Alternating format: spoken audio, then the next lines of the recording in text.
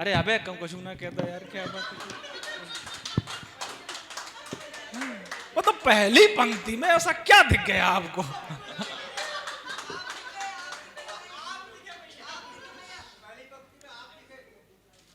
भीष्म पितामह दुष्टों से अनुबंध तोड़ने लग जाएं, दुख के बादल खुशियों की ओढ़नी ओढ़ने लग जाएं, तब समझो मित्रों कुछ ना कुछ अच्छा होने वाला है। तालियां बजाना ढंग से। तब समझो मित्रों कुछ ना कुछ अच्छा होने वाला है, जब हड्डियां जोड़ने वाले शब्द जोड़ने लग जाएं।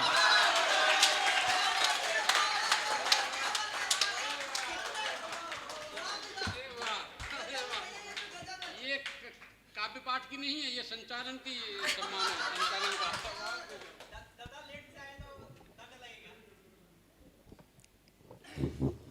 देखो बड़े कभी हमेशा लेट आते हैं बेटा, ये हमसे सीखो। तो आप लोग यहाँ आए, हमारे आगरा में आए, हमारी मोहब्बत की नगरी में आए, आपका भूर भूर स्वागत है, वंदन है, अभिनंदन है। आप सबके हंसते मुस्कुराते हुए चेहरों को देखकर हृदय प्रफुल्लित हो रहा है और आप भी सदैव उन्नति के पथ पर अग्रसर रहें, ऐसी हमारी संस्था की और हमारे आदरणीय डॉक्टर साहब की प्रार्थनाएं हैं, आशीर्वाद है आपको। इस क्षेत्र में, इस समूचे क्षेत्र में जब हिंदी मंचीय परंपरा विलुप्ति की ओर थी, मृत प्राय थी, तब उसको पुनः संजीवनी देने का कार्य अगर किसी ने किया है तो वो डॉक्टर अरुणोपाध्याय जी होते हैं। उनके लिए एक बार जोरदार तालियां बजा दीजिएगा। कभी 5 वर्ष पहले मैं भी डॉक्टर साहब से एक मंच पर मिला था। डॉक्टर साहब उद्घाटन करने आए थे, फीता काटने आए थे। उन्होंने मेरे अंदर के कवि को पहचाना, उसे स्थान दिया, अपने चरणों में स्थान दिया और आज मैं जो कुछ भी थोड़ा बहुत हो पाया हूँ, इसमें उनका जो योगदान है वो 99.99% है। मैं उनको प्रणाम करता हूँ। ताली बजाओ कस के। हाँ, तो उनकी जो दया दृष्टि है, क्या पता कब कहाँ किसके ऊपर हो जाए, और जिसके ऊपर हो जाए, जैसे हमारी प्यारी बिटिया अपराजिता कभी यहीं से आपके ही जैसे 3-4 वर्ष पूर्व मेरे ख्याल से आई थी और वो इस कार्यक्रम में जीती, और तब से डॉक्टर साहब ने उसको जितना संभव हो सकता है उतने मंच दिए।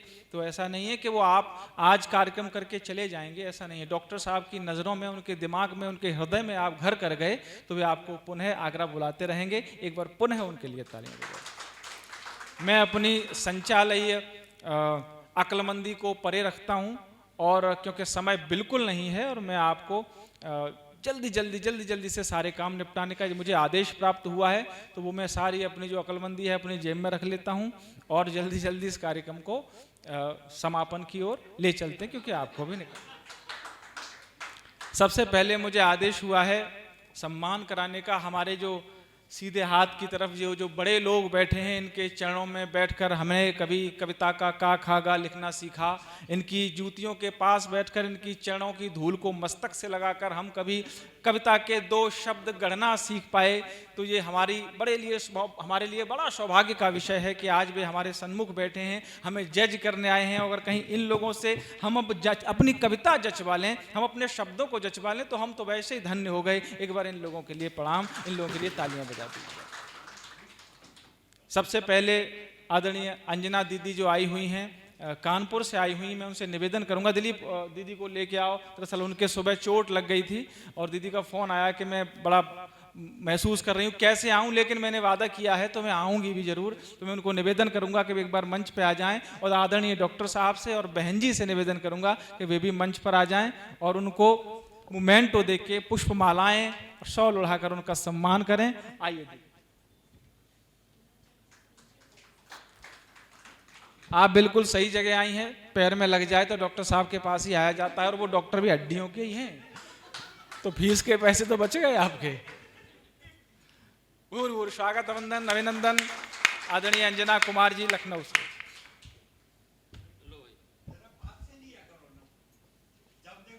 दूर हम तो बाबूजी से फोटो लेना सीखो, तुम 2-3 दिन ट्रेनिंग ले लो। तालियां बजाओ भाई एक बार, बढ़िया।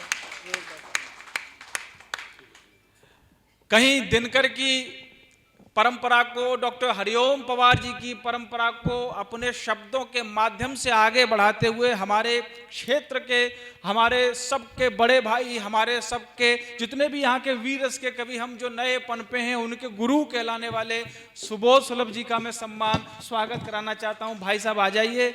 आपसे हमने सीखा है कि कविता में कैसे चिंघाड़ा जाता है। आप इनकी कविताएं सुनेंगे, हाँ मैं सही कह रहा हूँ, दहाड़ कैसे लगाई जाती है वो हमने सीखा है, मैंने सीखा है, दिलीप ने सीखा है, अपराजिता ने सीखा है। ऐसे हमारे भाई साहब सुबोध सुलभ जी, आइए भाई साहब।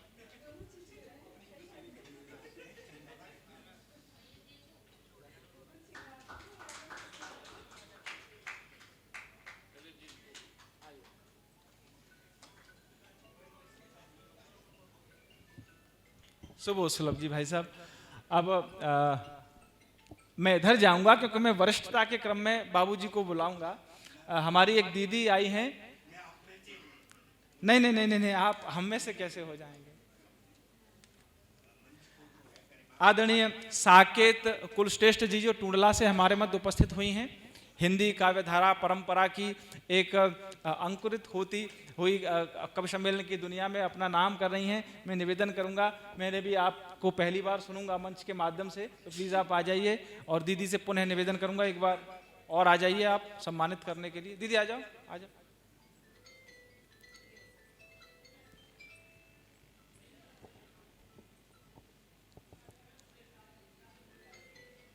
एक बार जोरदार तालियों से स्वागत करिए।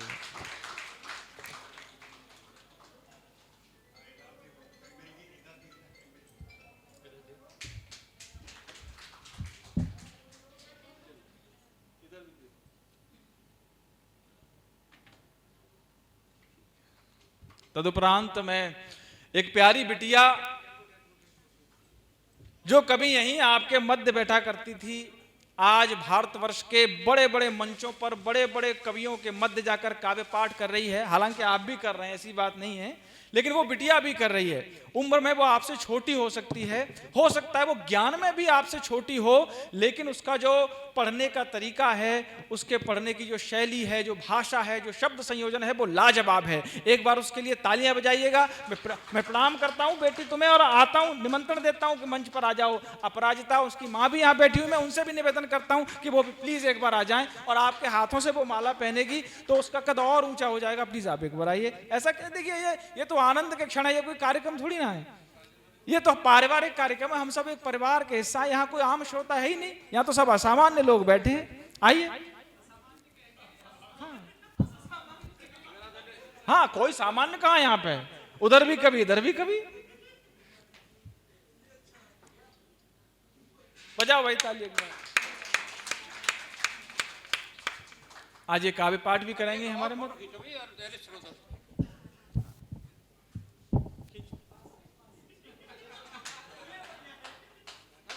रख देते हो बार।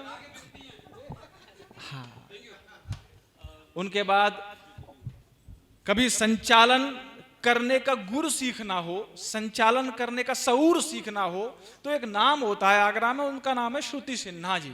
मैं उनको निमंत्रण देता हूं। संचालन में भी लाजवाब है। कभी मैंने 4-5 वर्ष पूर्व आपका संचालन सुना था, मैं तभी से संचालन सीखने की कोशिश कर रहा हूं, लेकिन आज तक नहीं आ रहा।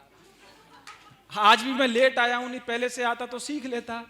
तो मैं निवेदन करता हूं आप आइए मंच पर, और डॉक्टर साहब आइए। दीदी आप बैठ जाती हैं बार बार। चलो आप बैठ रहो, डॉक्टर साहब ही कर देंगे, बैठ ही रहो आप। आइए आइए मैडम, आ जाइए। बढ़िया ही तो नहीं आता करना, लेकिन ठीक है, ऐसा मत।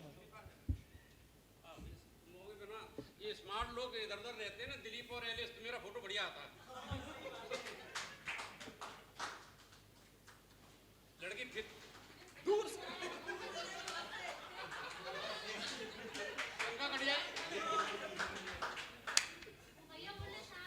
फोटो खींच लो तुम, बस